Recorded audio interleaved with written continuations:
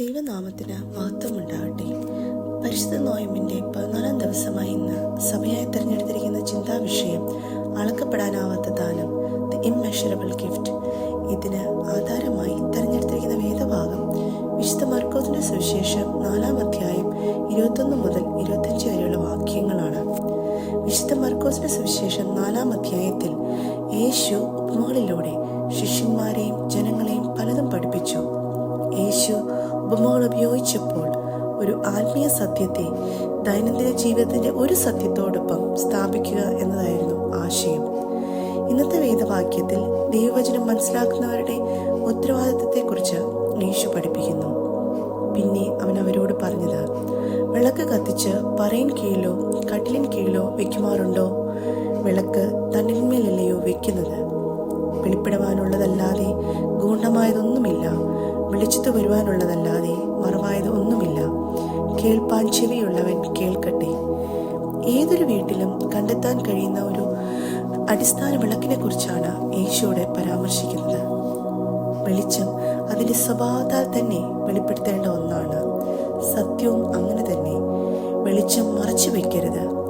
യേശു ഇവിടെ വ്യക്തമാക്കുന്നത്, സുവിശേഷത്തിന്റെ വെളിച്ചം ലഭിച്ചവർ അത് മറച്ചു വെക്കരുത്, മറിച്ച് മറ്റുള്ളവർ കാണാൻ നമ്മളിലൂടെ പ്രകാശിക്കണം. നമ്മുടെ നല്ല പ്രവൃത്തികൾ നമ്മുടെ ജീവിതത്തിലൂടെ, നമ്മുടെ വാക്കുകളിലൂടെ എല്ലാവരും കാണും പോലെ പ്രകാശിക്കണം. തുടർന്നുള്ള വാക്യങ്ങളിൽ യേശു അവരോട് പറഞ്ഞു, നിങ്ങൾ കേൾക്കുന്ന എന്ത് എന്ന് സൂക്ഷിച്ചുകൊള്ളുവിൻ. നിങ്ങൾ അളക്കുന്ന അളവ് കൊണ്ട് നിങ്ങൾക്ക് അളന്നു കിട്ടും. ഉള്ളവന് കൊടുക്കും, ഇല്ലാത്തവനോട് ഉള്ളതുകൂടി എടുത്തു കളയും എന്ന് അവൻ അവരോട് പറഞ്ഞു. ഇവിടെ നമ്മൾ മനസ്സിലാക്കേണ്ടത്, ദൈവവചനം വ്യക്തമായും വിശ്വസ്തയോടെയും പഠിപ്പിക്കുന്നവരെ നമ്മൾ ശ്രദ്ധിക്കേണ്ടതിൻ്റെ പ്രാധാന്യത്തെക്കുറിച്ചാണ്.